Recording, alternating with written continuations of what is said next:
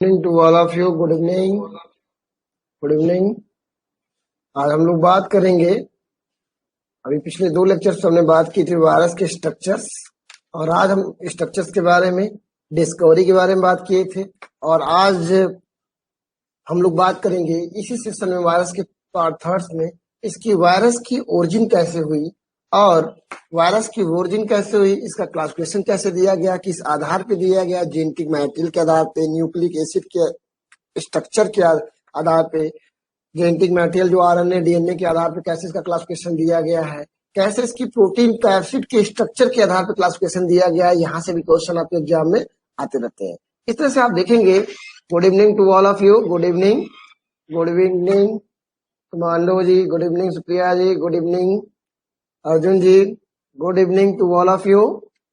चलो, पिछले लेक्चर में मैंने आपसे चर्चा किया था आप लोगों से इसके बारे में। वायरस के पार्ट थर्ड में आज हम लोग बात करेंगे कि कैसे इसके ओरिजिन, वायरस की ओरिजिन कहाँ से हुई, कौन कौन सी थ्योरी दी गई है। पृथ्वी पे जैसे एक लिविंग सेल आई, वैसे वायरस किस तरह से आया, उसकी ओरिजिन के लिए कौन कौन से कॉन्सेप्ट दिए गए हैं, और वो कितने रिलीवेंट्स हैं आज के समय में, उन थ्योरी के बारे में हम जानेंगे। साथ साथ हम वायरस के क्लासिफिकेशन को अच्छी तरीके से जानेंगे कि जेनेटिक बेस के आधार पे, और साथ साथ उसकी प्रोटीन कैप्सिड स्ट्रक्चर के आधार पे इसको हम लोग देखेंगे। ठीक है। Good evening to all of you. Good evening. Good evening. ठीक है। तो जिन लोगों ने हमारी पार्ट 1 पार्ट 2 की वीडियो नहीं देखी है, हमारे यूट्यूब चैनल को लाइक, सब्सक्राइब और शेयर करें। वहां पे आपको वीडियो अवेलेबल है और आप वहां से देख लें पार्ट 1 पार्ट 2। ठीक, उसको देखेंगे तभी ये लेक्चर्स आपको बहुत अच्छी तरह से समझ में आएगा। अदरवाइज वायरस की स्ट्रक्चर्स, वायरस में डिस्कवरी, जहां से क्वेश्चन बहुत सारा आपके एग्जाम में आता है, टीजीटी, पीजीटी, जीआईसी का जो एग्जाम होने वाला उसमें 100% क्वेश्चन आएंगे आपको। साथ साथ आप अगर सीएसआईआर का एग्जाम दे रहे हैं तो आपको lytic lysogenic cycle, corona virus के बारे में वहां से क्वेश्चन जरूर रहेंगे। ठीक है। तो आज हम चर्चा करेंगे नेक्स्ट क्लास में। आज की जो क्लासेस है वायरस के पार्ट थर्ड में ओरिजिन ऑफ वायरस और साथ साथ क्या क्लासिफिकेशन ऑफ वायरस की बात करेंगे। ठीक है। तो आप लोग देखोगे मैंने क्या क्या आपको बता दिया था, थोड़ी हम लोग चर्चा करते हैं। ठीक है। हमने बताया था प्रोटीन पार्ट्स क्या होता है, कैप्सिड कैसे काम करता रहता है, और आरएनए, एक वायरस के पास आरएनए होता है, जेनेटिक मटेरियल होता है, मैंने आपसे चर्चा की थी ना, जेनेटिक मटेरियल होता है, और दूसरा क्या होता है, प्रोटीन पार्ट होता है। प्रोटीन पार्ट होता है, ये हमने बताई थी, शुरुआत में ही बताई थी। एक virus, genetic material, genetic material क्या हो सकता है, या तो डीएनए होगा या तो आरएनए होगा। ये हमने एक बेसिक स्ट्रक्चर बताई थी, जेनेटिक मटेरियल और प्रोटीन कैप्सिड, ये कि वायरस की ये संरचना है। ठीक, हमने ये सब चर्चा किया था। आगे हमने वायरस के डिफिनेशंस बताई थी आपको पिछले पहले लेक्चर्स में। फिर हमने आपको बताया था कैरेक्टरिस्टिक, जनरल कैरेक्टर्स क्या क्या होते हैं, वायरस के कैरेक्टर्स क्या क्या होते हैं, वायरस की प्रॉपर्टी को बताया था। फिर हमने लिविंग और नॉन लिविंग कैरेक्टर्स बताए थे वायरस के। ये सब हम लोगों ने चर्चा फर्स्ट लेक्चर में किया था, फर्स्ट पार्ट में किया था। एक बार डिफरेंस लिविंग सेल और वायरस में क्या अंतर है, इसके बारे में पहले लेक्चर में बात की थी। फिर इसके बाद हम लोग डिस्कवरी में, सेकेंड लेक्चर में मैंने डिस्कवरी की बात की थी, जो सेकेंड पार्ट था। सेकेंड पार्ट ऑफ लेक्चर में हम लोगों ने ये बात की थी। ठीक है। सेकेंड पार्ट ऑफ लेक्चर में हम लोगों ने बात की थी डिस्कवरी में। डिस्कवरी मैंने आपको बताया था कल ना, डब्ल्यू एम स्टैनले के बारे में आप जानो। ठीक है। इसके बाद मैंने आपको बताया था कंटिन्यूम वाइवम फ्रीडम, जिसने बेजरिंगिया ने किया था, इसके बारे में मैंने आपसे चर्चा की थी। बेजरिंगिया साहब ने क्या बताया था, कंटिन्यूम वाइवम फ्रीडम के बारे में बताया था। ठीक है। इसके बाद हम लोगों ने हिस्ट्री, हाँ कुछ हिस्ट्री और भी जान लो, जैसे मैंने कहा कि ये इंपॉर्टेंट है, ये इंपॉर्टेंट आपके लिए हो जाता है। जैसे एंटोनियो वान लीवेनहॉक माइक्रोबायोलॉजी में क्या किया था, माइक्रो ऑर्गेनिज्म को माइक्रोस्कोप में पहली बार देखा था। ये ध्यान से देखिएगा आप लोग, ध्यान रखिएगा। ठीक है। इसके बाद लुई पास्टर ने कुछ काम ऐसे किए थे, ये कल की स्लाइड में आए। फादर ऑफ माइक्रोबायोलॉजी किसे कहते हैं, ये इंपॉर्टेंट क्वेश्चन है, याद रखना आप लोग। फादर ऑफ माइक्रोबायोलॉजी किसे कहा जाता है, who is the father of microbiology, तो ये क्वेश्चन थोड़ी सी आप याद रखना। रॉबर्ट कोच को कहा जाता है, रॉबर्ट कोच को कहा जाता है फादर ऑफ मेडिकल माइक्रोबायोलॉजी। ये भी क्वेश्चन आपके एग्जाम में कभी आ जाएगा, इंपॉर्टेंट है। ठीक है। फिर किसने पास्चुराइजेशन टेक्निक को दिया था, लुई पास्चर साहब ने पास्चुराइजेशन टेक्निक दिया, वैक्सीनेशन और पास्चुराइजेशन टेक्निक के बारे में दिया था, ये भी थोड़ा सा लोग ध्यान रखो। ठीक है। कोच साहब ने किसको, रॉबर्ट कोच ने क्या किया था, जर्म थ्योरी ऑफ डिजीज दिया था, जर्म थ्योरी ऑफ डिजीज दिया था। ये भी इंपॉर्टेंट क्वेश्चन कभी कभी माइक्रोबायोलॉजी से आपके एग्जाम में पूछ लेता रहता है। ठीक है। इसको भी थोड़ा सा आप लोग याद रखेंगे। और हमें बताया था बेजरिंग साहब ने क्या बताया था, कंटेंजियम वाइवम फ्लूइडम। ये थोड़ी सी चर्चा आपके सामने हो गई कुछ माइक्रोबायोलॉजी की हिस्ट्री के बारे में। ठीक है। इसके बाद हमने कल वायरल के बारे में बताया था, केवल जेनेटिक मटेरियल होता है। कल पिछले लेक्चर में हम लोग चर्चा किए थे, क्या हुआ था कि डिस्कवरी किसने किया था, इसका मैंने आपको बताया था डीनर साहब ने किया था। और यहाँ पे क्या होता है, ओनली जेनेटिक मटेरियल होता है, ये सब हम लोग चर्चा कर लिए हैं। ओनली जेनेटिक मटेरियल होता है, जेनेटिक मटेरियल होता है, ये हम लोग कल चर्चा किए थे इसके बारे में, ठीक है। फिर इसके बाद हमने बताया वायरस और वायरॉइड के डिफरेंसेस क्या होता है, आपके एग्जाम में आते रहते हैं, जरूर देख के जाइएगा इस स्लाइड को, बहुत इंपॉर्टेंट क्वेश्चन आ जाता है। प्राइयास के बारे में बताया था, सबसे पहले किसने दिया था, प्रिजनर साहब ने दिया था। और इसमें केवल केवल क्या पाई जाती है, प्रिजनर साहब ने इसको डिस्कवर किया था। स्क्रैपी डिजीज में पहली बार कौन किया था, प्रिजनर साहब ने। ओनली प्रोटीन होती है, मैंने बताया था ओनली प्रोटीन होती है, यहाँ पे ओनली प्रोटीन पार्ट होता है, इसकी भी हमने चर्चा कर ली थी आपसे, ठीक है। तो आप लोग को किसी कोई क्वेश्चन पूछना है, हैव एनी क्वेश्चंस? पिछले लेक्चर से मैंने जो भी क्वेश्चन बताए थे आप लोग को, किसी कोई क्वेश्चन पूछना आप लोग को है? गुड इवनिंग फौजदार जी, गुड इवनिंग, ठीक है। तो आप लोग देखोगे मैंने इसके बारे में भी चर्चा प्रायांश के बारे में की थी, ये भी बहुत इंपॉर्टेंट है प्रायांश, और इसके बारे में प्रायांश और प्रायान और वायरस में क्या डिफरेंसेस है, ये आप रिमेम्बर कर लीजिएगा, बहुत इंपॉर्टेंट है, ये भी बहुत इंपॉर्टेंट आपके एग्जाम के लिए, ठीक। फिर हमने बताया था साइनोफेज क्या होता है, ये भी बहुत इंपॉर्टेंट है। साइनोफेज मैंने बताया ना, सैफरमैन और मॉरिस ने डिस्कवर किया था, ये बहुत इंपॉर्टेंट आपके एग्जाम के लिए। जब भी आप टेस्टी पीएचडी का एग्जाम देंगे या सीएसआईआर का एग्जाम देंगे तो ये पूछ लेता है। LPP1 ये पूछा हुआ है, LPP1 पूछा हुआ है, ये भी मैंने बताया था पिछले लेक्चर पे, सारे बार किया था। साइनोफेज क्या होते हैं, ऐसे वायरस जो क्या करते हैं, ब्लू ग्रीन एल्गी पे अटैक करते हैं, ब्लू ग्रीन एल्गी पे अटैक करते हैं, बीजीए पे अटैक करते हैं वो। फिर मैंने कोरोना वायरस की हिस्ट्री बताई थी, ये इंपॉर्टेंट है, corona virus, corona virus, virus की हिस्ट्री के बारे में बताया था, हिस्ट्री, ठीक है, कोविड के बारे में। फिर बताया बैक्टीरियोफेज के बारे में बताया था, हम लोगों ने चर्चा किया था bacteriophage, A bacteria which A virus which infect the bacteria, जो वायरस बैक्टीरिया को इन्फेक्ट करता है उसे कहते हैं बैक्टीरियोफेज, ये सभी हमने चर्चा की थी। हमने बताया था, यहाँ पे याद रखिए, किसको याद रखिएगा, आपको डी हेरल के बारे में याद रखना है। ट्वार्ट एंड डी हेरल सबसे पहले इसको क्या किया था, डिस्कवर किया था। डी हेरल साहब ने टर्म दिया था, टर्म, ये भी क्वेश्चन बहुत बार आया आपके एग्जाम में है, इन सबको थोड़ी सी आप रिमेम्बर करेंगे। फिर मैंने आपको बताया था टीएमबी वायरस के बारे में, टीएमबी वायरस फर्स्ट वायरस भी डिस्कवर किया गया था, इसके में बताया था ना WM स्टैनली साहब, WM स्टैनली साहब के बारे में आपको जानना था, इनके बारे में क्वेश्चन पूछता रहता है, तो ये भी बताया था आपसे, ठीक है। यहाँ बैक्टीरिया और वायरस में कुछ डिफरेंसेस जान लो, कभी कभी ये भी पूछ लेता है बैक्टीरिया वायरस में क्या डिफरेंस है, तो थोड़ी सी मैं इसके बारे में चर्चा कर लेता हूँ आपसे। सबको वॉइस क्लियर आ रही है, वॉइस क्लियर आपको सुनाई दे रही है? मेरे को इन्फॉर्म करिए एक बार सभी लोग। गुड इवनिंग रंजना जी, गुड इवनिंग, सभी लोग मेरे को बताइए वॉइस आपको क्लियर सुनाई दे रही है? जस्ट इन्फॉर्मिंग, एक बार मेरे को रिस्पांस करिए, everything is okay, voice clear आपको है?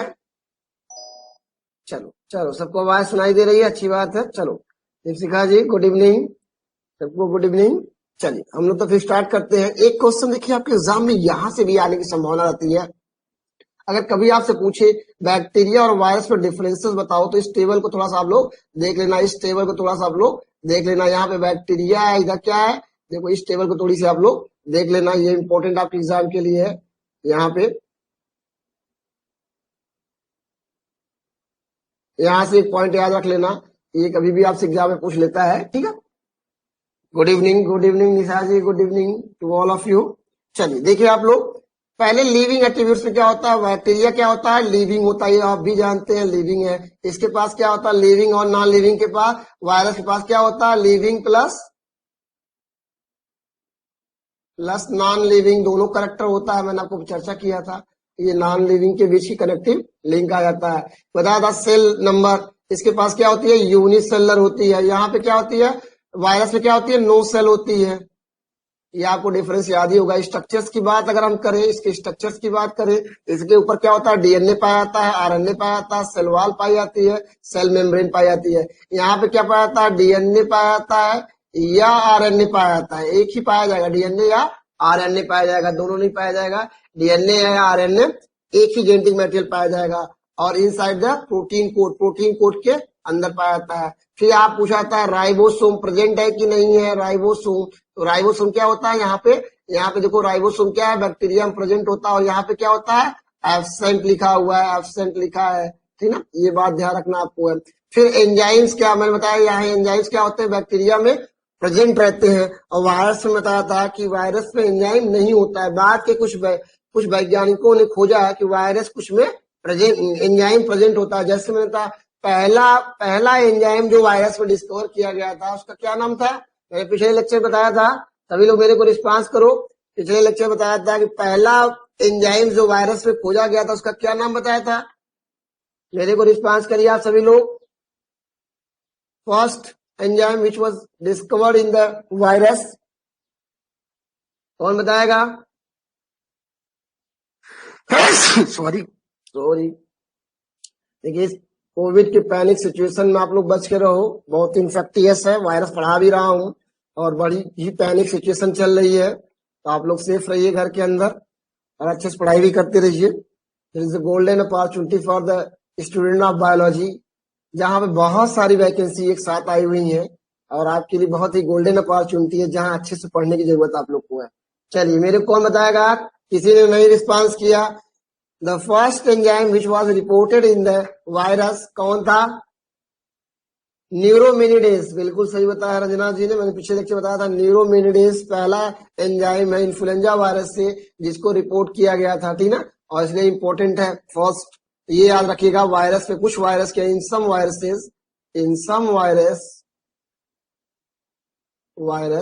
एंजाइम प्रेजेंट होता है। एंजाइम्स क्या होता है? प्रेजेंट होता है। तो ये थोड़ा सा ध्यान रखना वाली बात है, एंजाइम क्या होता है? प्रेजेंट होता रहता है, ठीक है। फिर अगला देखो, आपको न्यूक्लियस की बात कर रहे हैं। न्यूक्लियस, तो देखो न्यूक्लियस कहाँ होता है? न बैक्टीरिया में होता है, न बैक्टीरिया के अंदर होता है, ना ही क्या होता है वायरस के अंदर। देखिए, नो होता है, एब्सेंट यहाँ भी होता है, एब्सेंट भी होता है, ठीक है। मे कॉज डिजीज ये भी काज करता है, डिजीज ये भी काज करता है, डिजीज दोनों काज करते रहते हैं। ट्रीटमेंट इसका किससे किया जाता है? बैक्टीरिया को ट्रीटमेंट पता है ना, एंटीबायोटिक्स देते हैं, एरिथ्रोमाइसिन का नाम सुना होगा, सारी बैक्टीरिया का होता है।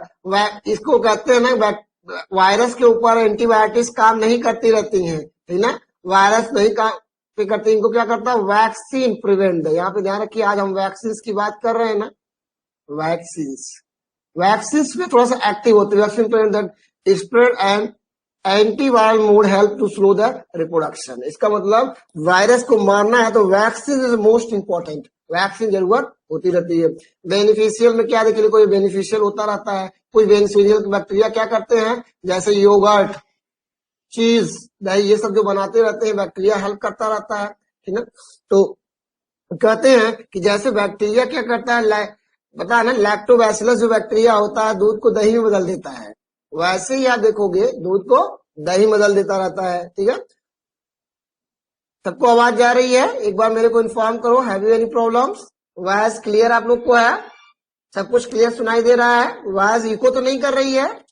एक बार मेरे को रिस्पॉन्स करिए आप लोग। वॉइस इको तो नहीं कर रही है आप लोग को? वॉइस इको तो नहीं कर रही है? जरा मेरे को बताइए आप लोग, वॉइस में इको तो नहीं है? क्लैरिटी के साथ सुनाई दे रहा है? क्योंकि वीडियो लेक्चर जो पहला बनाया था उसमें वॉइस इको कर रही थी, तो उसके लिए थोड़ी समस्या थी, माइक कुछ प्रॉब्लम रही होगी। ओके, चलो हम बात करेंगे। तो आपने देखा कि बेनिफिशियल एक्टिविटी में क्या होता है, जैसे बेनिफिशियल में बैक्टीरिया में आपने क्या देखा, लैक्टोबैसिलस का नाम सुना, लैक्टोबैसिलस बैक्टीरिया होता है। यहां पे क्या होता है, सम वायरस कहते हैं, सम स्पेसिफिक वायरस में able to destroy the tumours, some virus use for destroy tumours, cancer को डिस्ट्रॉय करने में कुछ वायरस का यूज करता है। Good evening Rahul ji, good evening. चलो सबको समझ में आ रहा है। रिप्रोडक्शन की बात करते हैं तो रिप्रोडक्शन क्या होता है आपको पता है ना, ये रिप्रोडक्शन क्या करता है, बाइनरी फिशन के द्वारा करता है, एसेक्सुअल के द्वारा करता रहता है, ठीक ना। और वहीं क्या होता है, वायरस क्या होता है, वायरस रिप्रोडक्शन क्या है, वायरस जब लिविंग होस्ट नहीं पाता तो डेड पार्टिकल की तरह रहता है, आउटसाइड द लिविंग होस्ट क्या है, डेड पार्टिकल। से कोरोना वायरस हमारे बॉडी से बाहर रहता है तो डेड पड़ा हुआ है, जैसे हमारे बॉडी के अंदर इंटर करता है कोरोना वायरस, वैसे वो लिविंग सेल के अंदर जैसे एंट्री करता है, हमारे लंग्स को इन्फेक्ट करता है, एक वायरस इन्फेक्ट करता है, हमारे बॉडी में इंटर करता है, और बाद में वो भी बहुत सारा 50-100 वायरस क्या होता है वहां डेवलप हो जाते हैं, हजारों वायरस डेवलप हो सकते हैं हमारे लंग्स में। इसका मतलब वायरस तभी रिप्रोडक्शन करता है, तभी मल्टीप्लीकेशन करता है जब वो क्या करता है, लिविंग होस्ट के अंदर इंसर्ट करता है। तो क्या होता है, इसको नीड क्या होती है, नीड क्या होती है, needs living host, living host for multiplication, for multiplication होता है, ठीक ना। मल्टीप्लीकेशन के लिए क्या चाहिए, लिविंग होस्ट चाहिए वायरस को। जब इसको लिविंग होस्ट मिलेगा तभी ये क्या करेगा, इन्फेक्ट करेगा।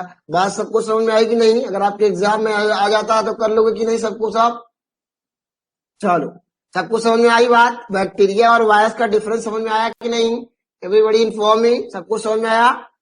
आपको ये जो टेबल मैंने बताया बहुत इंपॉर्टेंट है, एक बार जरूर देख के जाइए। जो मैं टेबल्स बताता हूँ कि वायरस वायराइड के अंदर अंतर क्या होता है, वायरस और प्रायंस के अंदर क्या होता है, रिकेट्स क्लेमाइडी क्या है, रिकेट्स और क्लेमाइडी वायरस से कैसे डिफरेंट है, क्योंकि वो भी सब भी क्या है, इंट्रासेलुलर लिविंग पैरासाइट्स होते हैं। ये डिफरेंसेस बहुत इंपॉर्टेंट आपके एग्जाम के लिए होता है। चलो चलो देखो, आज जो कोरोना वायरस की हम बात कर रहे थे ना, कोरोना वायरस के बारे में करते हैं। कोरोना वायरस का देखो ये क्या है, इसका जो क्लासिफिकेशन है, क्लासिफिकेशन बहुत इंपॉर्टेंट है, मैं आगे अभी चर्चा करूंगा क्लासिफिकेशन ऑफ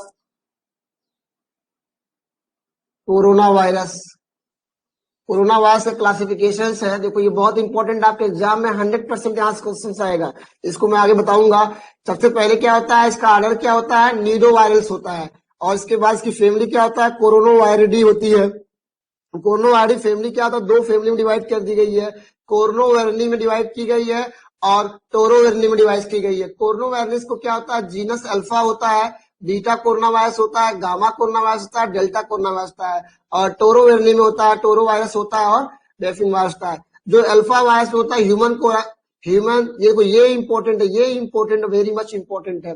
जो अल्फा कोरोना होता है इसमें कहता है ह्यूमन कोरोना वायरस 229E होता है, ये याद रखना। ह्यूमन कोरोना वायरस NL63, ये इंपॉर्टेंट अल्फा है। Human corona virus HKU first जो होता है, ये इंपॉर्टेंट है। यही जो सार्स है ना, ये सार्स जो, यही इंपॉर्टेंट है, यही है कोविड, कोविड कोविड है, ये ध्यान रखना। कोरोना वायरस है तो ये वाला क्वेश्चन बड़ा इंपॉर्टेंट है, सार्स, सार्स। इसके बाद क्या था, मैंने बताया था ना, सीवियर एक्यूट रिस्पायरेटरी सिंड्रोम, जिसे कहते हैं सार्स। सबसे पहले कब आया था, 2003 में आया था, 2003 में रिपोर्टिंग इसकी हुई थी। मिडिल ईस्ट, ये भी इंपॉर्टेंट, इसकी full form Middle East respiratory syndrome, MERS. फिर ह्यूमन कोरोना वायरस OC43, ये याद रखना, ये इंपॉर्टेंट है क्वेश्चन का, मैं इसकी चर्चा आगे आपसे करूंगा। ये देखो ये क्या है, कोरोना वायरस का स्ट्रक्चर है, मैंने पिछले लेक्चर से चर्चा की थी। कोरोना वायरस, कोरोना वायरस के स्ट्रक्चर की हमने चर्चा की थी आप सबसे, कोरोना वायरस के स्ट्रक्चर के बारे में हम लोगों ने चर्चा की थी, ठीक है। तो अभी आप देखोगे ये कोरोना वायरस हो गया। कोरोना वायरस में क्या बताया था, मैंने कहा कि एक सिंपल वायरस में क्या होता है, कोरोना वायरस के पास 3 पार्ट होता है। मैंने आपको बताया था कोरोना वायरस के पास क्या होता है, एक होता है न्यूक्लिक एसिड,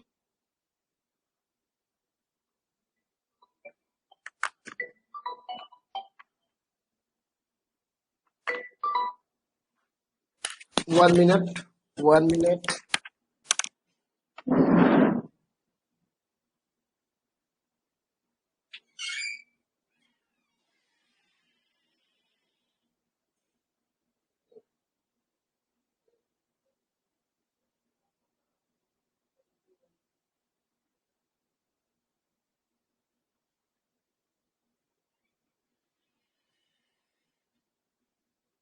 चल तो देख,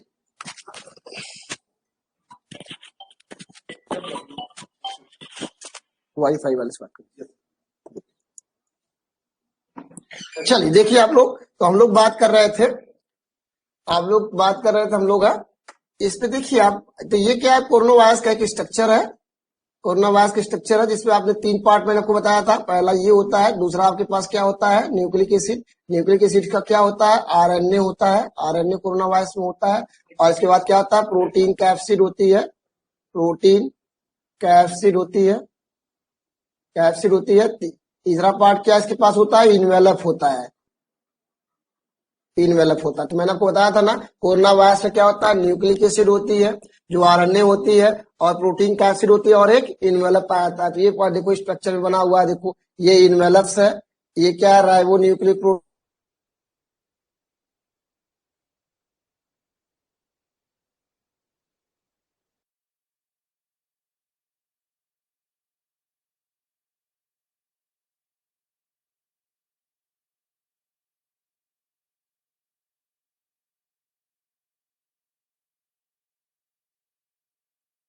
इंपॉर्टेंट आपके सामने है। कुछ चीजें यहाँ पे देखो आप लोग, यहाँ पे ह्यूमन कोरोना सबसे पहले 1965 में रिपोर्ट किया गया था, सबसे पहले 1965 में रिपोर्ट किया गया था। फिर न्यू कोरोना वायरस डिटेक्ट किया गया था, 2001 में रिपोर्ट किया गया था। हम इसके बारे में चर्चा करेंगे आगे आपसे। और सबसे पहले इसके बाद चर्चा किया गया था। इसके बाद 2003 में कोरोना वायरस की 3 नई स्पीसीज डेवलप हुई थी। इसमें कौन कौन से हैं, देखो सार्स ये सब हम लोग से चर्चा मैं कर चुका हूँ।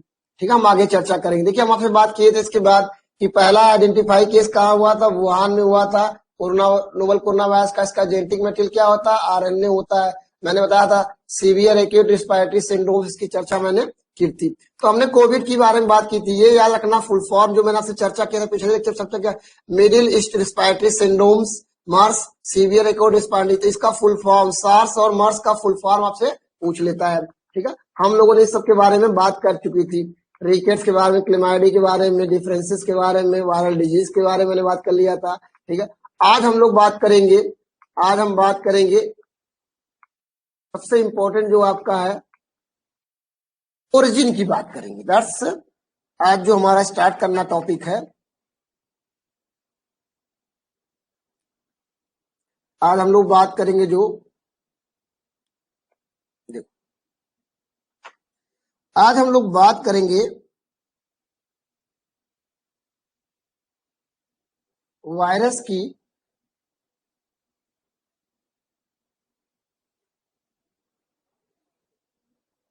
ओरिजिन, ओरिजिन कैसे हुई, ओरिजिन ऑफ वायरस, इसके बारे में हम लोग चर्चा करेंगे। ओरिजिन ऑफ वायरस के बारे में फिर बात करेंगे। हम लोग क्लासिफिकेशंस की बात करेंगे, क्लासिफिकेशंस की बात करेंगे, क्लासिफिकेशंस की बात करेंगे। और क्लासिफिकेशन में देखेंगे on the basis of, on the basis of protein capsid, protein capsid structure के आधार पे हम देखेंगे, कैप्सिड स्ट्रक्चर के आधार पे इसके बारे में। और क्लासिफिकेशन देखेंगे on the basis of, on the basis of nucleic acid, nucleic acid. इसके बाद हम देखेंगे दो तरह का यहाँ पे, डीएनए वायरस और अन्य वायरस। प्रोटीन कैप्सिड के आधार पर हम देखते हैं तो कई तरीके से होता है, जैसे हेलिकल स्ट्रक्चर, हेलिकल स्ट्रक्चर, ठीक है, हेक्सागोनल, हेलिकल, हेक्सागोनल, इनके बारे में हम लोग बात करेंगे। इस तरह से देखेंगे हेक्सागोनल क्या होता है, इकोसाहेड्रल्स क्या होता है। तो हम देखेंगे डिफरेंट स्ट्रक्चर्स क्या होते हैं वायरस के, ये भी क्वेश्चन आपके एग्जाम में पूछता रहता है। ठीक है, इसके बाद हम लोग थोड़ी सी, इसके बाद हम लोग क्या करेंगे, लाइफ साइकिल की बात करेंगे। Life cycle, life cycle of virus, इसकी चर्चा करेंगे। लाइफ साइकिल ऑफ वायरस की चर्चा करेंगे आपसे, हम वायरस की चर्चा करेंगे, life cycle of the virus की चर्चा करेंगे। और स्पेशल केसेस के बाद हम देखेंगे, इसके बाद स्पेशल केस देखेंगे, फिर हम लोग डिजीज के बारे में बात करेंगे। तो आज हम बात करेंगे ओरिजिन वाले कॉन्सेप्ट में क्या क्या होता रहता है। तो ओरिजिन में सबसे पहली थियरी, जो थियरी दी गई है, थियरी दी गई है, ये इंपॉर्टेंट थियरी होती है। रिग्रेसिव थियरी क्या होती है, रिग्रेसिव थियरी, इसके बारे में बात करेंगे, बहुत इंपॉर्टेंट है। रिग्रेसिव थियरी क्या होता है, कोइवोल्यूशन थियरी क्या कहती है, कोइवोल्यूशन थियरी क्या कहती है ओरिजिन के, ठीक ना। तो ये थियरी के बारे में हम लोग चर्चा करेंगे। तो ये ओवरऑल आज हमारे इसके बारे में इंपॉर्टेंट क्या है कि यहाँ से कैसे स्टार्ट होता है। तो चलो हम इसके बारे में आज बात करते हैं। सबसे पहले रिग्रेसिव थियरी कहते हैं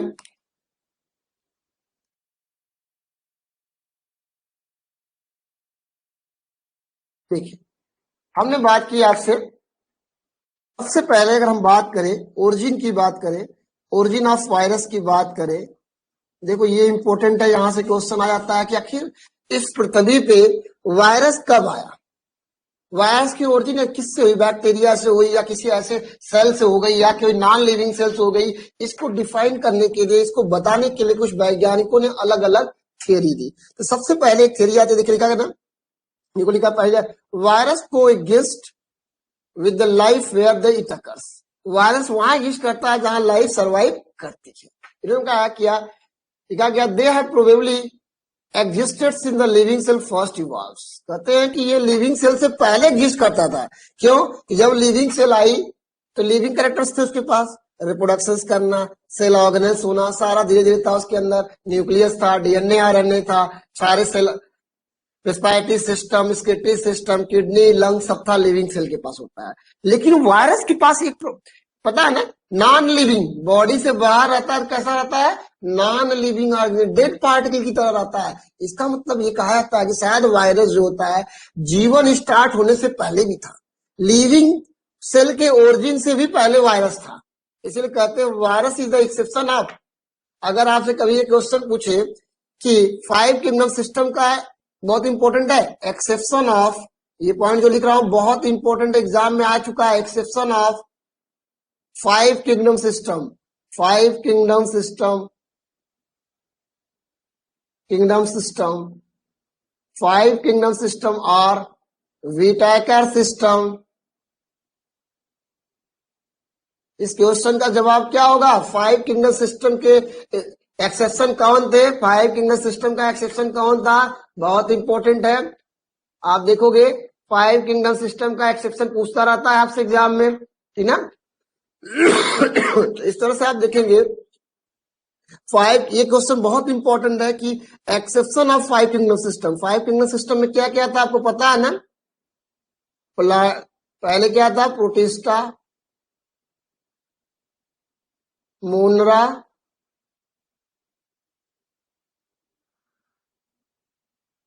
प्लांटी, एनिमेलिया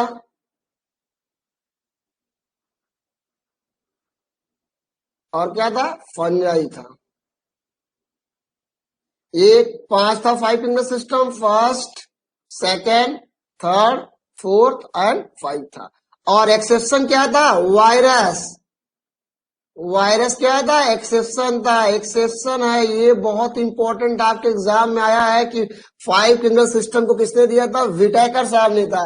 विटाकर साहब ने जो सबसे मोस्ट पॉपुलर कहते हैं ना classification of life system, living system को डिफाइन किया था, उसमें क्या हुआ, वायरस का कोई स्थान नहीं है। तो कभी कभी यही एग्जाम में आके पीजीटी के एग्जाम में आया है कि वायरस किसका एक्सेप्शन है, 5 किंगडम मिस्टेकर के 5 किंगडम सिस्टम का क्या है, एक्सेप्शन है। बात समझ में आ रही कि नहीं, आप लोग को समझ में आ रहा है, जस्ट रिस्पॉन्स में मेरे को समझ में आ रहा होगा। तो आप लोग देख रहे हैं इस तरह से, मेरे को मैसेज करिए सब कुछ क्लियर है, आप लोग को दिखाई दे रहा है कि नहीं, स्लाइड दिख रही है। चलो राहुल जी कह रहे यस सर, वॉइस क्लियर है। देखो बता, बाद में आप लोग इन्फॉर्म करते रहोगे तो अच्छी बात है। इस तरह से ये वाला क्वेश्चन बहुत इंपॉर्टेंट है, बहुत इंपॉर्टेंट है, ठीक ना। तो चूंकि वायरस क्या है, कोई लिविंग फॉर्म में भी नहीं रहता है। एक पॉइंट देखो क्या कहा जाता है, तो कहा जाता है कि वायरस शायद लिविंग सेल जब पृथ्वी पे आई उसके पहले था, उसके पहले से था ये बात, क्योंकि नॉन लिविंग कैरेक्टर भी इसके पास था। तो इसके बाद कहा गया है कि वायरस चूंकि कोई फासिल नहीं है, वायरस क्या है, कोई फासिल की तरह इसका कोई do not form the Faasil. Virus क्या है, कोई फासिल भी नहीं बनाता है जिससे हम क्या करें, उसका स्टडी कर सके। तो इसके बाद क्या हुआ, वायरस के लिए सबसे इंपॉर्टेंट पहले थ्योरी दी गई, रिग्रेसिव थ्योरी। कुछ वैज्ञानिकों ने क्या कहा, रिग्रेसिव थ्योरी क्या कहता है कि virus may have once been small cell. Virus शायद क्या था, एक स्मॉल सेल था, वायरस एक स्मॉल था, that parasite on the larger cell over the times genes are not required the parasite were the lost. कहने का मतलब क्या है, इस थ्योरी को समझिए, बहुत इंपॉर्टेंट है, बहुत इंपॉर्टेंट थ्योरी है। इसमें कहने का मतलब क्या है, रिग्रेसिव थ्योरी में कहा जाता है, रिग्रेसिव थ्योरी क्या कहती है, देखो रिग्रेसिव थ्योरी कहता है कि वायरस क्या है, वायरस क्या है, वायरस के बारे में कहा जाता है कि as small cell, small cell होता है। वायरस एक स्मॉल सेल है जो पैरासाइट है, पैरासाइट होता है on large cell, parasite on the large cell. यानी वायरस क्या होता है, स्मॉल सेल है जो एक लार्ज सेल के ऊपर पैरासाइट है। रिग्रेसिव थ्योरी क्या कहती है कि वायरस की ओरिजिन तब हुई, एक छोटे स्मॉल सेल के ऊपर ओरिजिन हुई, और ये क्या हुआ, एक कोई लार्जर सेल होता है उसके ऊपर क्या है, पैरासाइट है। और समय के साथ क्या हुआ, जब उसके पास पैरासाइट, सुनिए मेरी बात, बहुत इंपॉर्टेंट बात बोल रहा हूं, एक क्या है, स्मॉल लिविंग सेल है जो क्या है, एक दूसरे लिविंग सेल के ऊपर पैरासाइट है, इंट्रासेलुलर पैरासाइट है। कैसा है, पैरासाइट है, एज पैरासाइट कैसा है, intracellular, intracellular living obligate parasite है। ये बताया था ना कि ये क्या होता है, अगर वायरस को जिंदा रहना है, मल्टीप्लाई करना है, तो लिविंग होस्ट चाहिए। इसके ऊपर क्या होता है, जैसे कोरोना वायरस हमारे बॉडी क्या है, पैरासाइट है। जब हमारे बॉडी पे अटैक करता है तभी क्या करता है, मल्टीप्लाई करता है, अपनी ग्रोथ करता है, अपनी संख्या को बढ़ाता है, अपने को सर्वाइव रखता है। जिंदा तब वायरस रहता है जब उसको लिविंग होस्ट मिलता है। तो रिग्रेसिव थ्योरी कहती है कि वायरस शायद एक छोटा सा लिविंग सेल था जो क्या था, दूसरी बड़ी सेल पे क्या था, पैरासाइट था। और समय बीतता गया और धीरे धीरे क्या होता है, जब इसका इस वायरस का क्या हुआ, डीएनए धीरे धीरे क्या हो गया, खत्म हो गया। क्या हुआ, डीजनरेट कर गया, खत्म हो गया वक्त के साथ। और जैसे वायरस का डीएनए खत्म हुआ, ये क्या हुआ, डेड पार्टिकल की तरफ बाहर पड़ा रहा। रिग्रेसिव थ्योरी का मतलब एक होता है प्रोग्रेसिव थ्योरी, एक होता है रिग्रेसिव थ्योरी। प्रोग्रेसिव थ्योरी कहती है डीएनए का डेवलपमेंट होता है, डीएनए का विकास होता है, डीएनए का क्या होता है, विकास होता है, ठीक है, डीएनए का क्या होता है, विकास होता है। लेकिन रिग्रेसिव थ्योरी कहती है कि धीरे धीरे क्या होता है, जो इस पैरासाइट है मतलब वायरस क्या है, एक बड़ी सेल पे पैरासाइट है, और क्या कर रहा है, वक्त के साथ अपने डीएनए को खो दिया, अपने जेनेटिक मटेरियल को क्या कर दिया, लॉस कर दिया। और जब डीएनए मटेरियल को लॉस कर दिया तो क्या हो गया, बाहर क्या हो गया, जैसे डीएनए मटेरियल को लॉस किया, डेड पड़ गया। तो रिग्रेसिव थ्योरी कहती है वायरस एक क्या है, स्मॉल पार्टिकल है, लिविंग पार्टिकल है, जो एक लार्जर सेल के ऊपर पैरासाइट हो जाता है, इंट्रासेलुलर पैरासाइट हो जाता है, और बाद में क्या करता है, अपने जेनेटिक मटेरियल को खो देता है। और जैसे जेनेटिक मटेरियल को खो देता है वैसे ये सर्वाइव नहीं करता है, डेड पार्टिकल की तरह बाहर पड़ा आता है। जब जेनेटिक मटेरियल है तो पैरासाइट के रूप में रहता है। ये कौन थ्योरी कहती है, रिग्रेसिव थ्योरी कहती है। जैसे इन्होंने बताया था रिकेट्स क्लेमाइडी, मैंने बताया था ना, रिकेट्स और क्लेमाइडी भी क्या होता है, इंट्रासेलुलर पैरासाइट होता है, ठीक है। वो भी क्या होता है, लिविंग सेल में ही सर्वाइव करते, मैंने पीछे बताया था, जैसे वायरस करता रहता है, जैसे वायरस करता है, ठीक है, जैसे वायरस करता रहता है। तो रिग्रेसिव थ्योरी कहती है कि वायरस शायद पहली बार क्या होता है कि स्मॉल सेल के रूप में आया, एक बड़ी सेल के ऊपर क्या हुआ, पैरासाइट हो गया, और वक्त बीतते बीतते क्या अपने जेनेटिक मटेरियल को खो दिया, और जब जेनेटिक मटेरियल खो दिया तो पैरासाइट के रूप में नहीं रह पाया, और उसके बाद क्या बाहर डेड पार्टिकल के रूप में। पता है ना, जिसका जेनेटिक मटेरियल खत्म हो जाएगा वो सर्वाइव करेगा ना। तो वायरस का जेनेटिक मटेरियल खत्म होते क्या होगा, सर्वाइव नहीं करता है। इस बात को रिग्रेसिव थ्योरी कहती है, रिग्रेसिव थ्योरी ये बात कहती है। तो रिग्रेसिव थ्योरी ये कहती है, लेकिन देखते हैं दे लीड्स, देखिए let's credence to this theory, कहते हैं कि वायरस को अगर जिंदा रहना है तो किसके ऊपर, पैरासाइट के रूप में सर्वाइव करना है, ये डिपेंड ऑन द पैरासाइट होता है। और जैसे अपना जेनेटिक मटेरियल खो दिया, जैसे ये वायरस है, ये वायरस है, ये जेनेटिक मटेरियल है, ये क्या है, प्रोटीन इसकी है, इसने क्या किया, पैरासाइट हो गया, पैरासाइट है, एक लार्जर सेल के ऊपर पैरासाइट है, ये लार्जर सेल है, लार्जर लिविंग सेल है। Living cell. इसके ऊपर वायरस क्या हुआ, ये वायरस क्या हुआ, इसके ऊपर पैरासाइट है। वायरस वायरस क्या हुआ, पैरासाइट है। और इसके बाद ये क्या होता है, इसके अंदर इंसर्ट कर जा रहा है, ये इंसर्ट कर रहा है virus. With due course of time, with due course of time virus ने क्या किया, वायरस लॉस जेनेटिक मटेरियल, अपने जेनेटिक मटेरियल को खो दिया, loss genetic material, genetic material को खो दिया। जेनेटिक मटेरियल को खो देगा तो कैसे रहेगा, survive, act as dead particle, dead particle. मैंने आपको बताया ना कि वायरस क्या होता है, एक स्मॉल पार्टिकल है, लिविंग पार्टिकल है, जो एक क्या है, बड़ी सेल के अंदर क्या होता है, पैरासाइट रहता है। लेकिन समय के साथ रिग्रेसिव हो गया, रिग्रेसिव का मतलब लॉस, अपने जेनेटिक मटेरियल को खो दिया और बाहर आ गया, पैरासाइट न रह करके act as a dead particle रह गया। ठीक ना। कमांडो जी कह रहे हैं नहीं दिख रहा है, क्यों भाई नहीं दिख रहा है कमांडो जी, आपको दिख नहीं रहा है, ऐसे कैसे हो रहा है कि नहीं दिख रहा है, दिख रहा होगा स्लाइड पे। क्या सबको दिखाई नहीं दे रहा है, जस्ट इन्फॉर्म मी, जस्ट मेरे को इन्फॉर्म करिए आप लोग, सभी लोग मेरे को रिस्पांस करिए, नहीं दिख रहा है। देखो भाई दिख रहा होगा, अच्छा हो गया, ऊपर मैंने लिख दिया था, कोई बात नहीं है, यहाँ स्लाइड के थोड़ा सा मैंने लिख दिया था। चलो देखो इसको ऐसे देखो आप, कि अगर मैं अपने आप को हटा लेता हूं कुछ देर के लिए, देखो अब दिख रहा होगा, स्लाइड पे थोड़ा सा देख लो आप लोग, थोड़ा सा देख लो आप लोग, ठीक है। हाँ ठीक है, स्लाइड में देखो क्या लिखा है, वायरस, वायरस देखो ये दिख नहीं रहा था, तो अभी देखो ये वायरस होता है। वायरस क्या होता है, स्मॉल पार्टिकल के रूप में रहता है, स्मॉल लिविंग सेल,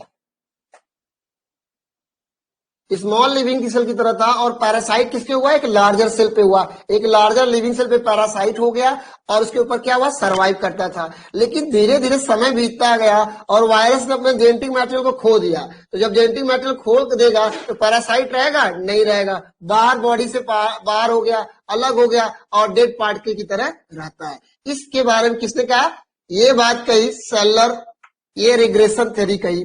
दूसरी थ्योरी है, सेकंड थ्योरी जो हुई थी, सेकंड थ्योरी जो दी गई थी, सेल ओरिजिन थ्योरी कहते हैं।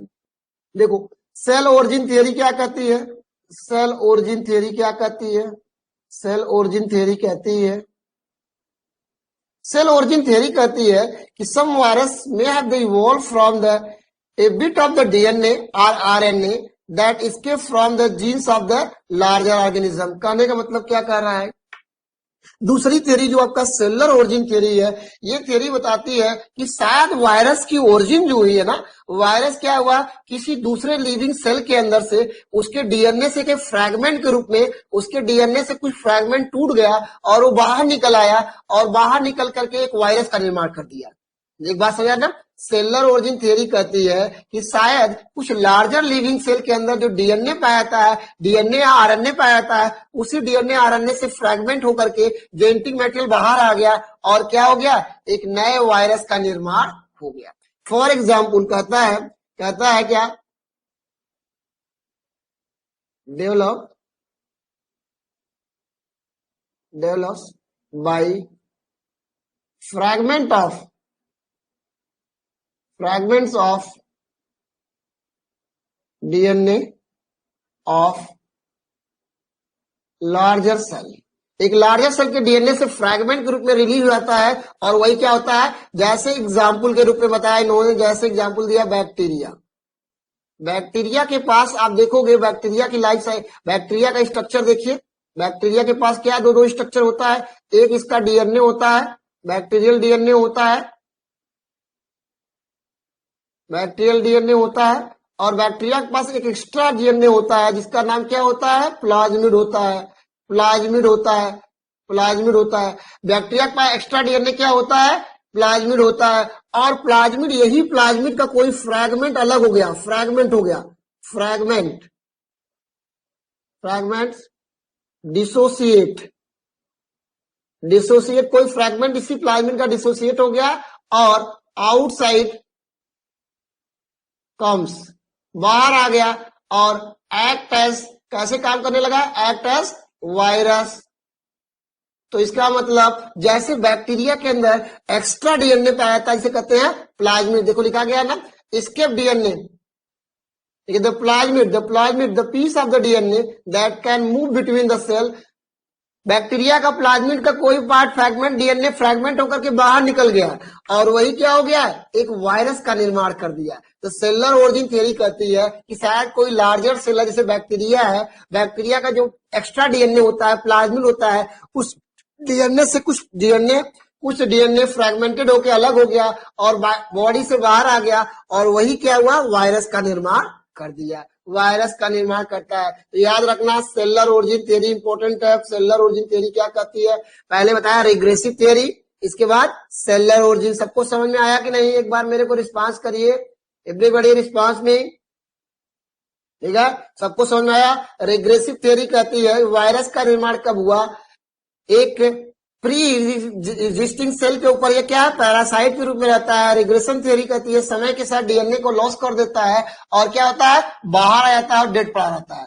सेलर ओरिजिन थ्योरी कहती है, ठीक है, हाँ, सेलर ओरिजिन थ्योरी कहती है कि शायद वायरस का निर्माण कोई पहले जो सेल पाई जा रही है उसके डीएनए या आरएनए से फ्रैगमेंट के रूप में रिलीज हो गया और वायरस का निर्माण कर दिया, जैसे बैक्टीरिया के प्लाज्मिड से। ये भी बात आपको समझ में आ गई होगी। तीसरी थ्योरी आपके पास है, तीसरी थ्योरी जो आपके पास है वो कौन सी है, कोइवोल्यूशन थ्योरी है। कोइवोल्यूशन थ्योरी क्या कहती है, देखो, virus may have been evolved from the complex molecules of the proteins and the DNA at the same time as the cell first appears on the earth। इन्होंने कहा कोइवोल्यूशन थ्योरी क्या कहती है, कोइवोल्यूशन थ्योरी क्या कहती है, थ्योरी क्या कहती है वायरस का, देखो कहती है जैसे एक लिविंग सेल होती है, लिविंग सेल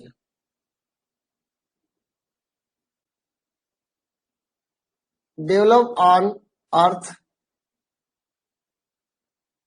एज मैक्रोमोलिक्यूल्स कहते हैं कि जैसे पृथ्वी पे एक लिविंग सेल की ओरिजिन हुई, पता है ना, अगर ओरिजिन ऑफ लाइफ अगर आप देखो पढ़ोगे चैप्टर, तो वहां पे पढ़ो organic soup, protein, carbohydrate, lipid, कैसे फॉर्मेशन हुआ, कैसे एक लिविंग सेल का मिलर साहब ने जो एक्सपेरिमेंट किया था उससे यही प्रूफ हुआ था ना, ये कैसे लिविंग सेल का सर्वाइवल हुआ, पृथ्वी में सबसे पहले लिविंग सेल कैसे आया। जैसे लिविंग सेल का डेवलप हुआ एज ए मैक्रोमोलिक्यूल्स, ठीक ना, उसी तरह same as living cell origin, same as living cell origin virus originate करता है, वायरस ओरिजिनेट करता है एज मैक्रोमोलिक्यूल्स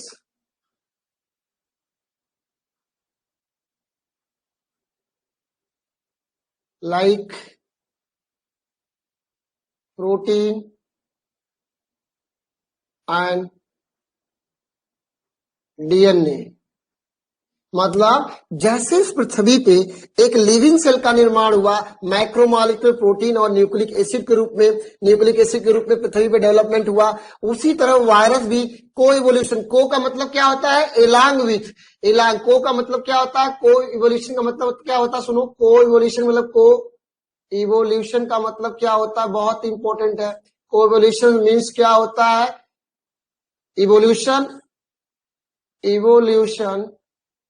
कोइवोल्यूशन का मतलब क्या होता है, देखो बहुत इंपॉर्टेंट, नाम से ही पता चल रहा है कोइवोल्यूशन थ्योरी क्या कहती है।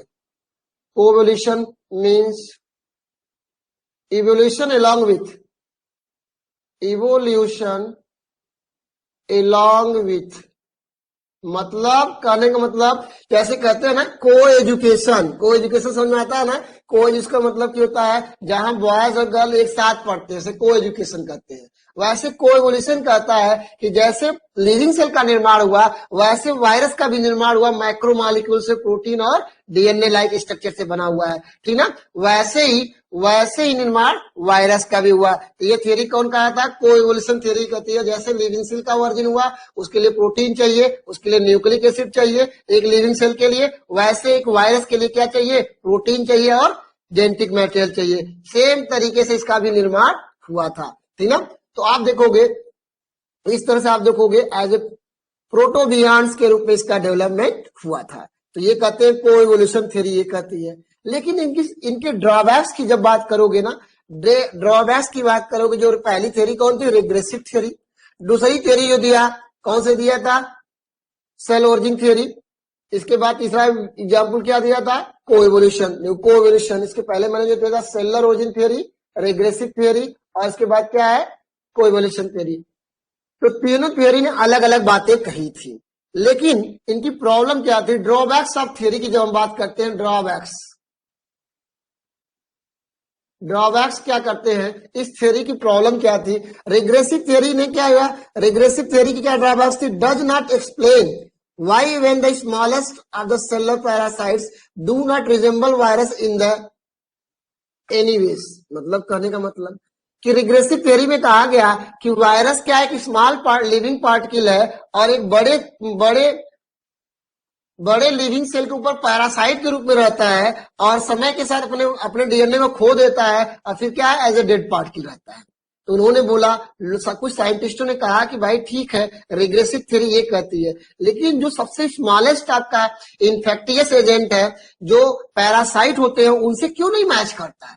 तो रिग्रेसिव थ्योरी इसको एक्सप्लेन नहीं कर पाई कि क्या जो बहुत छोटे छोटे स्मॉलेस्ट पैरासाइट है, उससे वायरस की कुछ प्रॉपर्टी मिलनी चाहिए ना, तो वो भी वो मैच नहीं करती थी। इसलिए रिग्रेसिव थ्योरी में बहुत सारी प्रॉब्लम थी, ठीक। और कहते हैं द एस्केप हाइपोथेसिस क्या कहती है, डज नॉट एक्सप्लेन। अब दूसरा कहते हैं सेलुलर ओरिजिन थ्योरी क्या नहीं बता पाई कि आखिर डीएनए से कैसे फ्रैगमेंट हो गया, कोई एग्जाम्पल बताइए। एक जैसे उन्होंने दे दिया, तो उन्होंने बहुत अच्छी तरह से उसको भी एक्सप्लेन नहीं कर पाया। कोएवोल्यूशन थ्योरी में क्या होता है, कहते हैं कि ये भी कंट्राडिक्शन था, इसके अंदर भी कंट्राडिक्शन था। हमने कहा सेल की जैसे ओरिजिन हुई वैसे वायरस की हुई है। तो सेल की ओरिजिन होती है, सेल एक बार सर्वाइव करती है तो डेड हो जाती है। सेल एक बार सर्वाइव करती है तो इसके बाद एक बार डेड होती है तो फिर कभी सर्वाइव नहीं करती है। वायरस क्या है, लिविंग का भी करेक्टर लगता है और नॉन लिविंग का करेक्टर रखता है। तो वायरस को समझना आसान नहीं था। तो ये जो थ्योरी दी गई है, इन्होंने अलग अलग व्यू अपने दिए, अपने अलग अलग विचार दिए, लेकिन इन थियोरियों के द्वारा ओरिजिन का एक कॉन्सेप्ट हमको पता चल गया। तो आपके एग्जाम में क्वेश्चन पूछ सकता है कि वायरस की ओरिजिन की कौन कौन सी थ्योरी है, कोएवोल्यूशन थ्योरी क्या कहता है, रिग्रेसिव थ्योरी क्या कहता है, सेलुलर ओरिजिन थ्योरी क्या कहता है। तो थोड़े इनके बारे में कॉन्सेप्ट को आपको रिमेम्बर कर लेना है, ठीक है। आगे हम लोग बढ़ते हैं, साइज ऑफ वायरस की बात करते हैं, साइज ऑफ वायरस की बात करते हैं, ठीक है। थोड़ा सा साइज ऑफ वायरस की बात करते हैं। तो कहते हैं वायरस क्या होता है, स्मॉलेस्ट इन्फेक्टियस एजेंट है। इंपॉर्टेंट पॉइंट है, स्मॉलेस्ट क्या होता है, अल्ट्रा माइक्रोस्कोपिक होता है। अल्ट्रा माइक्रोस्कोपिक होता है कि नहीं, मैंने बताया था इसको अपनी नंगी आंखों से आप देख नहीं सकते हो। और क्या होता है, दूसरा एक पॉइंट होता है स्मॉलेस्ट इंट्रासेलुलर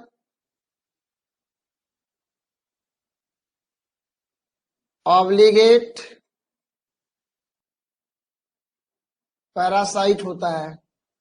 ये वायरस की पहचान है कि नहीं। वायरस क्या होता है, वायरस क्या होता है, प्लांट को भी इन्फेक्ट करता है, एनिमल को भी इन्फेक्ट करता है, एल्गी को भी इन्फेक्ट करता है, फंजाई को भी इन्फेक्ट करता है, हर प्लांट को भी इन्फेक्ट करता रहता है, ठीक ना।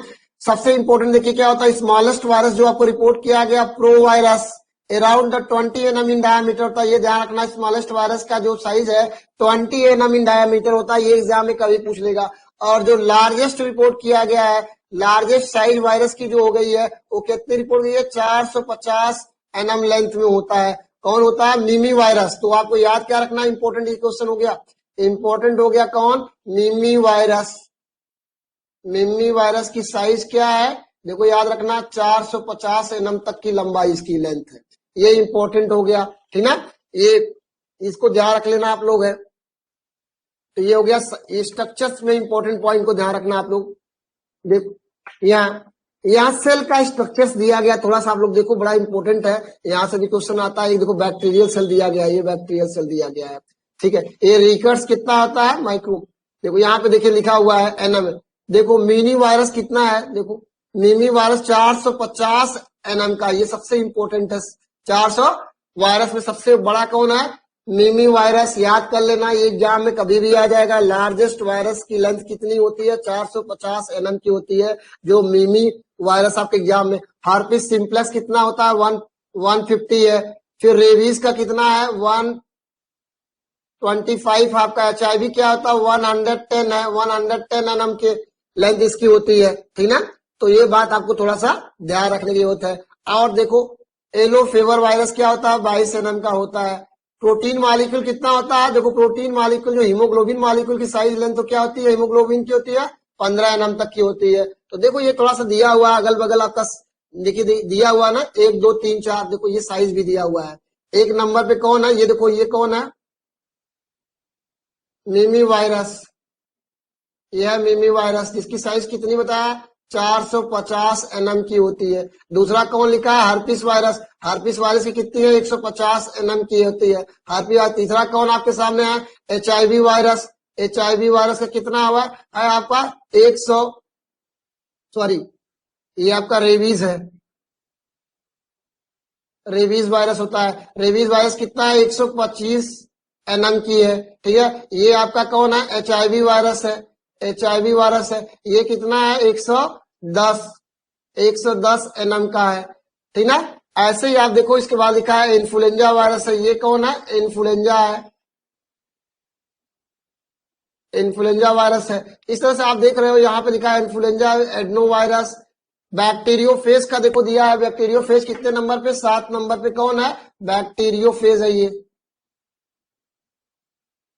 तो ये थोड़ी सी इंपॉर्टेंट आपके एग्जाम के लिए है। यहाँ 2 क्वेश्चन तो याद ही कर लीजिएगा।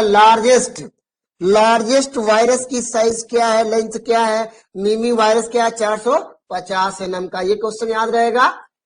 यस, इसको याद रखेगा। ये आपके एग्जाम के लिए इंपॉर्टेंट डेटाबेस के क्वेश्चंस हो गए हैं, जिसको ध्यान रखना आप लोग है, ठीक ना। और येलो फीवर वायरस की साइज क्या है? 22 एनएम तक की है। ये भी इंपॉर्टेंट आपके एग्जाम में हो गया है, ठीक ना। तो आप देख रहे हो, इस तरह से आपको एक क्रम में दिया हुआ है। यहाँ पे दिया हुआ 10 नंबर पे कौन आपका होता है? हीमोग्लोबिन है। ये हीमोग्लोबिन है। 9 नंबर पे कौन है? 9 नंबर पे आपका देखो येलो फीवर है। येलो फीवर है। येलो फीवर वायरस है, जिसकी साइज कितनी है? जिसकी साइज कितनी आपकी है? 22 एनएम की है। 22 एनएम की लेंथ होती है। तो आप देख रहे हो, एक क्रम आपको थोड़ा सा रिमेंबर कर लेने की जरूरत है, ठीक है।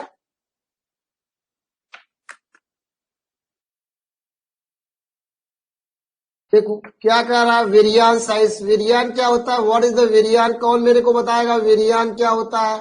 जस्ट टेल मी एवरीबॉडी, कौन हमको बताएगा व्हाट इज द वेरियान?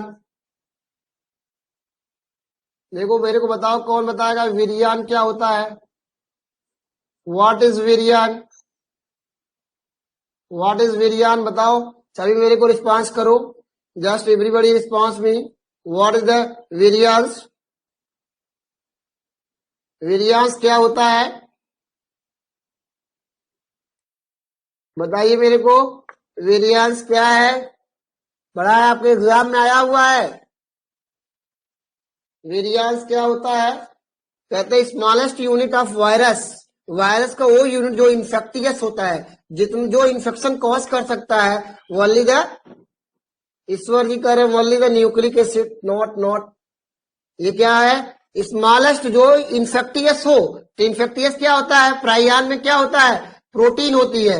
वायरस और आपको वायराइड में क्या है? केवल जेनेटिक मटेरियल होता है, RNA होता है। तो देखो, जो इन्फेक्टियस काम करे, जो स्मॉलेस्ट यूनिट वो प्रोटीन भी हो सकती है और जेनेटिक मटेरियल भी होता है। देखो यहाँ पे तो बहुत इंपॉर्टेंट क्वेश्चन यही हो गया आपके एग्जाम में आया हुआ है। What is the variance? याद कर लो, वेरियान fully formed virus that able to stabilize an infection in the host। वेरियान क्या हो सकता है? ये एग्जाम का क्वेश्चन है, वेरी इंपॉर्टेंट है, एग्जाम का क्वेश्चन है भाई। रिमेंबर कर लो, वेरियान क्या होता है? कभी कभी पूछ लेता है। ये क्या होता है? जेनेटिक मटेरियल प्लस प्रोटीन, ये दोनों से मिलकर होता है स्मॉलेस्ट यूनिट होती है, यूनिट ऑफ वायरस। वायरस की स्मॉलेस्ट यूनिट होती है जो इन्फेक्टियस कॉज करती है, जो इन्फेक्टियस कॉज कर सकती है, वही क्या है? वेरियान होता है।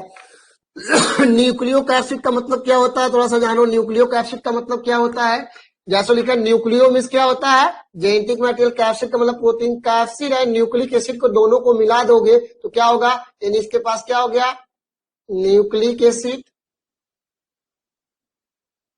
Plus capsid protein. जब दोनों मिल जाता है तो उसको क्या कहते हैं? न्यूक्लियोकैप्सिड कहते हैं। ये बात समझ में आ रही है ना?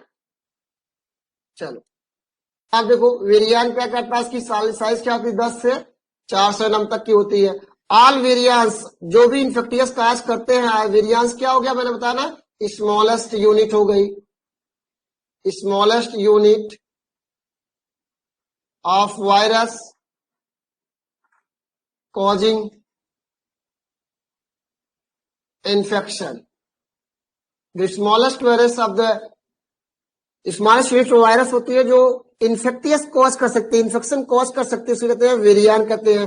वेरियांस के पास क्या होता है? न्यूक्लियोकैप्सिड होता है। न्यूक्लियोकैप्सिड समझाया ना? न्यूक्लियोकैप्सिड, न्यूक्लियोकैप्सिड का मतलब समझ में आ गया होगा। इसमें दोनों होता है, न्यूक्लिक और न्यूक्लिक एसिड प्लस कैप्सिड, दोनों को जोड़ दो तो न्यूक्लियोकैप्सिड होता है। एक वायरस में न्यूक्लियोकैप्सिड पाया जाता रहता है, ठीक ना।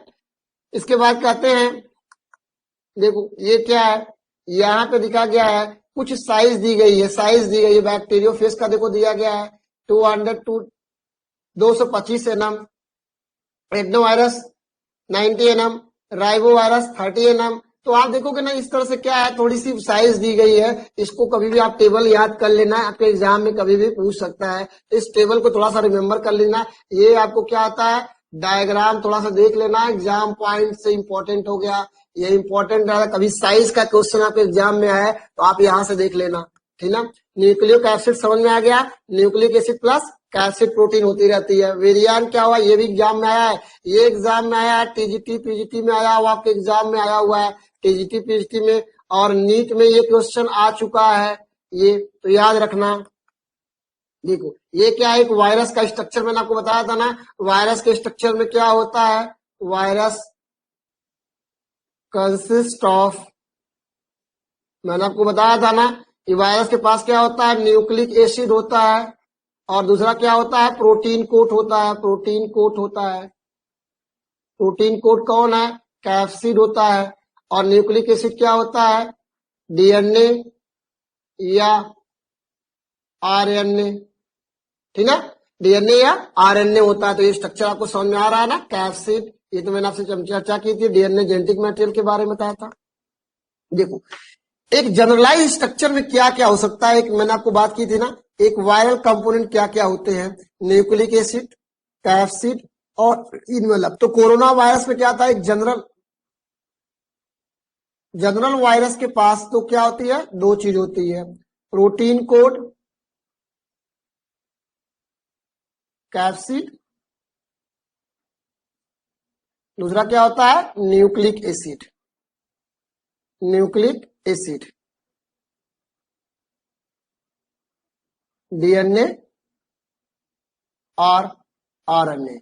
एक जनरल वायरस था। सम वायरस में क्या होता है, सम वायरस में क्या होता है, सम वायरस, कुछ वायरस क्या करते रहते हैं, एक नॉर्मल जो वायरस होता है बेसिकली इसको दो चीज की नीड पड़ती है, जेनेटिक मटेरियल डीएनए आरएनए या और दूसरा प्रोटीन कैप्सिड की होती है। कुछ वायरस के पास तीन कंपोनेंट होते हैं। वायरस के पास क्या होता है, सम वायरस क्या करता है, न्यूक्लिक एसिड, प्रोटीन कोट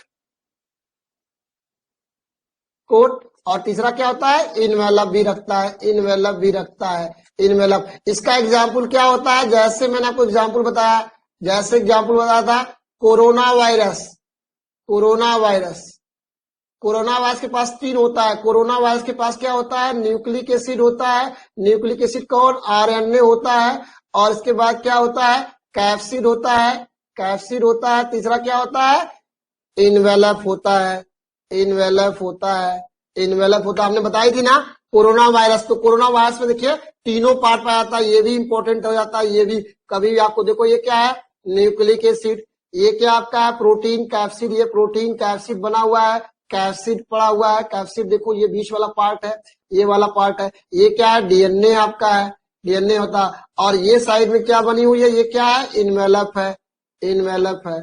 तो वो वायरस में ये तीसरी लेयर जो होती है ये क्या होती है, कभी कभी लिपिड की लेयर बन जाती है। इस तरह के स्ट्रक्चर आप देखते रहते हो। जैसे मैंने आपको बताया था, देखो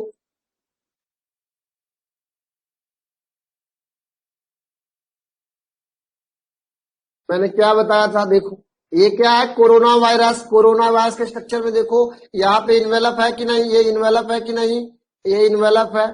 मैंने आपसे चर्चा की थी ना। देखो कोरोना वायरस, कोरोना वायरस, ठीक है। कोरोना वायरस के बारे में देखो ये स्ट्रक्चर बना हुआ है। तो ये आपके एग्जाम में कभी पूछ सकता है। स्पाइक क्या होता है, स्पाइक की सहायता से क्या होता है, अटैच करता है, बाइंड करता रहता है मेम्ब्रेन राइबो न्यूक्लियोटाइड। इसका कोरोना वायरस में क्या जेनेटिक मटेरियल होता है, जेनेटिक मटेरियल ये इंपॉर्टेंट आरएनए। ये आपके एग्जाम के लिए बहुत हिट क्वेश्चन इस बार का है कि कोरोना के पास डीएनए पाया जाता है कि आरएनए पाया जाता है। Corona consist of, corona virus किन चीजों से बनता है, कोरोना वायरस में क्या होती है, न्यूक्लिक एसिड कौन है, आरएनए है। ये इंपॉर्टेंट क्वेश्चन आपका हो गया। इसके बाद इसके पास प्रोटीन का एसिड है। तीसरा क्या इसके पास पाई जाती है, इन्वेलप पाई जाती है। तो ये क्वेश्चन आपके एग्जाम के लिए इंपॉर्टेंट इस बार का है। सबको समझ में आ रहा है, एक बार मेरे को रिस्पांस करिए एवरीबॉडी।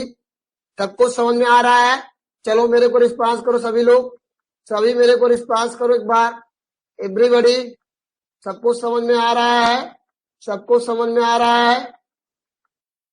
चलिए हमको एक बार बताइए आप सभी लोग।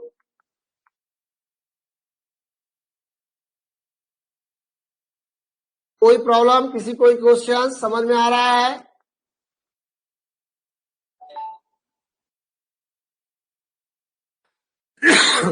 सबको समझ में बात आई?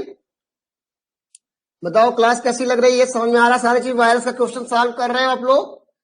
बताइए हमको। निधि जी, कमांडो जी, दीपिका जी, सबके सब जितने जुड़े हो मेरे को रिस्पांस करो। राहुल जी, रंजना जी, ईश्वर जी, सब मेरे को बताओ जितने भी जुड़े हुए हो। निधि जी, सब हमको रिस्पांस करो जितने लोग जुड़े हुए हो। जितने लोग भी जुड़े, और भी लोग जितने लोग हैं सभी लोग मेरे को रिस्पांस करिए। क्लास समझ में आ रही है, पेपर्स देख रहे हो, क्वेश्चन सॉल्व हो रहे हैं आपको। मैंने क्वेश्चन अभी तक बताया, आपसे क्या बात की थी अभी तक मैंने आपसे, structure of living property of virus, non living property of virus. फिर मैंने वायराट की डिस्कवरी बताया था, प्राइयान की डिस्कवरी बताया था, कोरोना वायरस की डिस्कवरी बताया था। इसके बाद हमने आपको क्लेमाइडी, कुछ इससे मिलते जुलते जो ऑर्गेनिज्म होते हैं क्लेमाइडी, रिकेट्स, इनके बारे में बताया था। बैक्टीरिया वायरस का डिफरेंस बताया था।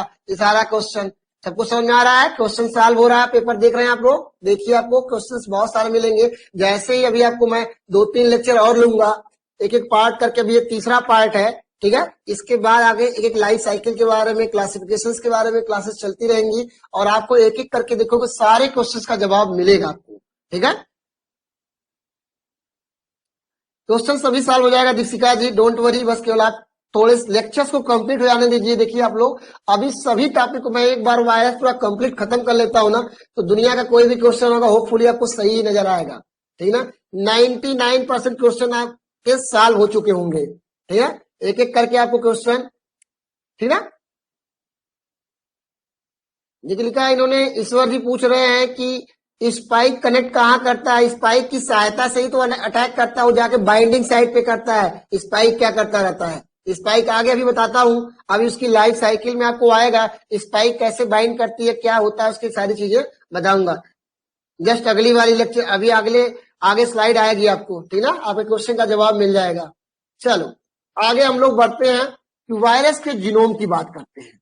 वायरस के जीनोम की बात करते हैं। Nucleic acid, genome that is the nucleic acid. Nucleic acid मैंने बताया। एक क्वेश्चन यहाँ बहुत इंपॉर्टेंट है कि बाकी जो हमारी बॉडी के अंदर जो होता है जेनेटिक मटेरियल केवल डीएनए होता है, वायरस के पास दोनों में से कोई भी हो सकता है। वायरस के पास क्या होता है, जेनेटिक मटेरियल क्या होता है, डीएनए भी हो सकता है, या क्या हो सकता है, या RNA as a genetic material हो सकता है। डीएनए या आरएनए जेनेटिक मटेरियल होता है। बेसिकली जो होता है लिविंग सेल के पास डीएनए एज रिपोर्ट किया है जेनेटिक मटेरियल। तो ये क्वेश्चन बहुत इंपॉर्टेंट हो गया, ये क्वेश्चन पहले ही इंपॉर्टेंट हो गया, ठीक ना। तो ये आपको ये याद रखना है जीनोम के बारे में। देखो इसका डीएनए कैसा हो सकता है, डीएनए वायरस कौन कौन से होते हैं, ये इंपॉर्टेंट है आपका। था मैंने आपको कहा जेनेटिक मैटर, डीएनए वायरस कौन कौन से होते हैं? DNA virus, DNA virus very important है। डीएनए वायरस क्या होता है? ये सिंगल स्टैंडर्ड भी हो सकता है और डबल स्टैंडर्ड भी हो सकता है। देखो, एक कली मोजाइक वायरस कहा जाता है, जल्दी देखो क्या आता है, जनरल कॉन्सेप्ट क्या कहता है? जनरल कॉन्सेप्ट कहता है, जनरल कॉन्सेप्ट कहता है most of plant virus contain, most of plant virus contain RNA. Most of animal virus contain DNA. एक जनरल कॉन्सेप्ट ये कहते हैं कि नहीं, ज्यादातर जो होते हैं जो एनिमल डीएनए होता है, एनिमल पर अटैक करने वाले वायरस डीएनए होते हैं, जो डीएनए वायरस होते हैं एनिमल के अंदर रहते हैं, एनिमल के अंदर जो वायरस अटैक करते हैं वो डीएनए कंटेन रखते हैं, जेनेटिक मटेरियल। और प्लांट के अंदर जो अटैक करते रहते हैं वायरस, जो इन्फेक्ट करते रहते हैं, वो जल्दी क्या रखते हैं? आरएनए रखते हैं। बट इसके साथ क्या है, कुछ एक्सेप्शन भी पाए जाते हैं, जैसे कली मोजाइक वायरस। कली मोजाइक वायरस क्या है? एक डीएनए को रखा हुआ है, डीएनए के अंदर रखा हुआ है, ठीक है ना? ये ध्यान रखना, ये कॉन्सेप्ट, एक जनरल कॉन्सेप्ट जो मैंने बताया ना, जनरल कॉन्सेप्ट याद रखिएगा तो आपको रिमेंबर रहेगा कि वायरस के पास डीएनए जेनेटिक पास कहां पे आता है और आरएनए जेनेटिक मटेरियल कहां पे आता है। जनरल कॉन्सेप्ट कहता है most of the plant contain the RNA, लेकिन इसके पास भी क्या होते हैं? एक्सेप्शन होते हैं। एक्सेप्शन आर एवरीवेयर, हर तरफ क्या है? एक्सेप्शन पाया जाता है। एक्सेप्शन आर प्रेजेंट, एक्सेप्शन भी पाए जाते रहते हैं, ठीक ना? एक एक्सेप्शन भी क्या होता है? पाए जाते रहते हैं। तो समझ में आ रहा है कि नहीं? तो आपको डीएनए वायरस में क्या है, देखो लिखा गया ना, जीनोम कैप्सिड कोड, ये आपके बारे में देखो दिया हुआ है। अब देखो, सबसे इंपॉर्टेंट क्वेश्चन आपके एग्जाम के लिए है, ये याद कर लो, सबसे ज्यादा क्वेश्चन तो यही आता रहता है, ठीक ना? देखिए, जिन्होंने पूछा था कि स्पाइक तो इन्वेलप से कनेक्ट हुआ है, देखिए दिखाया दिया होगा, दिखाया तो था आपको ये सब सारी चीजें, नहीं समझ में आया था? ईश्वर जी, आपको समझ में आया? वो अभी देखिए, अभी आपको स्लाइड पे दिखेगा सारी चीजें, आपके क्वेश्चन का जवाब मिलेगा, ठीक ना? तो आपको ये बात भी ध्यान आ जाएगी। अभी देखो,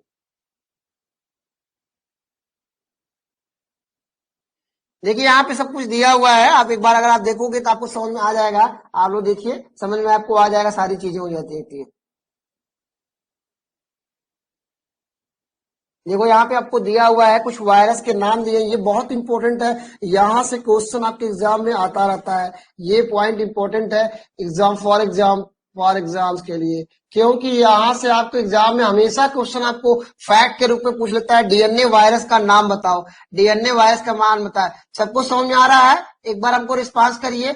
न्यूक्लियो प्रोटीन समझ में आया? न्यूक्लियो प्रोटीन का मतलब क्या हुआ? जेनेटिक मैटेरियल न्यूक्लियस और न्यूक्लिक एसिड और प्रोटीन कैप्सिड जब दोनों हो जाए तो न्यूक्लियो कैप्सिड कहते हैं। वेरियान बताया था ना, smallest unit of virus that can cause the infection, ठीक ना?